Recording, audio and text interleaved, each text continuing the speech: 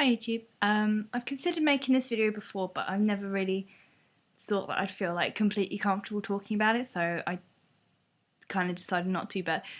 Um, but I think it's important to say. It's just I feel like if I'd heard someone say all this to me when I started, then it wouldn't have had any effect on me because of um, where I was mentally. But um, or the fact that I thought I knew best, I suppose. Um, like so, but I'm not going to edit this, so I'm trying to get it out nicely. But the point is, it might help someone. Someone might listen to what I have to say. So, you know, it's better to just do it and hope it helps rather than avoid it. So, right, reasons not to self harm are well, obviously, it's addictive.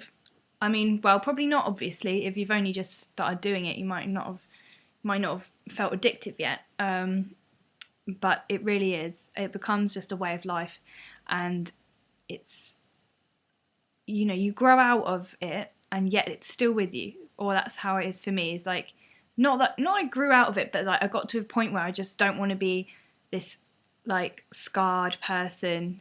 I mean it's too late now for that, but I mean I don't want to add to it. I don't want to be part of it. But now it's too late in a way that I've been doing it for too long. It's just stuck with me. And I don't in any way, shape, or form do it like I used to. I don't do it daily, but it's just with me. Like for example, when I get drunk a lot of the time, I'll do something. For example, a couple of days ago, I was drunk and I managed to hit myself with something.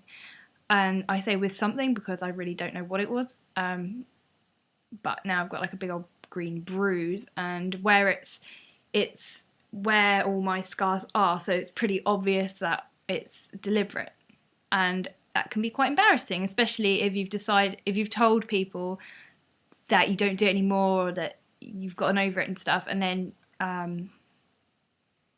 it's obvious that you haven't. Then that can be quite embarrassing, especially because other people just don't understand. Obviously, I'm just hoping that nobody will find out, seeing as I've got the sleeves and everything. Okay, I was thinking of having 3 minutes in, I was thinking of having a proper list of reasons, but I can't actually think of a list of reasons apart from just the fact that obviously it's addictive. One day, I know it feels unbelievable at the time because I remember it feels unbelievable, but one day you will not want to do it. And one day you won't want to be that person and you'll be left with all the scars, and I just feel like anyone here would just be like, whatever. But it's true because I know that I felt when because I started doing it when I was 11, and I'm now 20, nearly 20.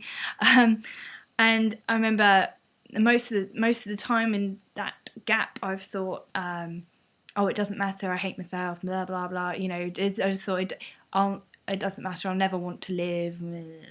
But it's not true. It comes to a point you're having a good, say, even if you're having a really good week, and then that's there, just and it's still there with you, and it's like you can't move on from it properly because you're permanently marked with it.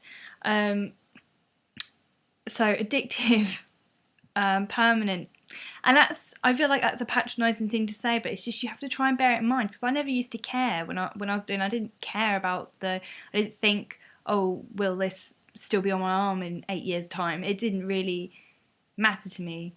Also, another thing is, I don't know if you know this, but young people actually scar worse than older people. So when you're sort of, I mean, I hope no one watching this is 11, but who knows? When you're that age, sort of 11 to 15, the scars, like cuts and things, your skin will heal fast, but then it will be discoloured, either permanently or just for a very, very, very long time. So I suppose that's another reason. Addictive, scars, and young people scar really, really easily. And that is true in a way that, with mine, I know that some of them look quite not dramatic. I don't know. They look like they were worse injuries than they really were. That I know they weren't that bad, but but it's still there many years later. Like what all I really want to say is like you will feel different at one point. You will. It's just true. Nobody can stay in one state of mind forever and ever. You will have good days. You'll have good weeks, and like if you can just try in your low moments to just think, try and like respect yourself for the future kind of thing, because you will be angry at yourself. You know, I'm kind of angry at myself, but then I know that I was naive. Not naive. I mean, I know that I wasn't thinking ahead. I didn't care, because you know, in your life, then all you can see is school and the cycle, just continuous daily. Everything's the same all the time, but it will change. You're only in senior school for like 5 years, and then you're out, and that's that. Like you know, I've been out of school for 4 years now, and life just goes on, and it's so hard to understand that at the time, and I know it is, but it's like I feel like this is one of those it gets better videos, but it does get better. You do get out, it does finish, and if you've gotten yourself addicted to self-harm during, then it just makes it that more difficult for you in the future. Like what you should be focused on is your future and the fact that one day things will change, and doing this doesn't help with that at all.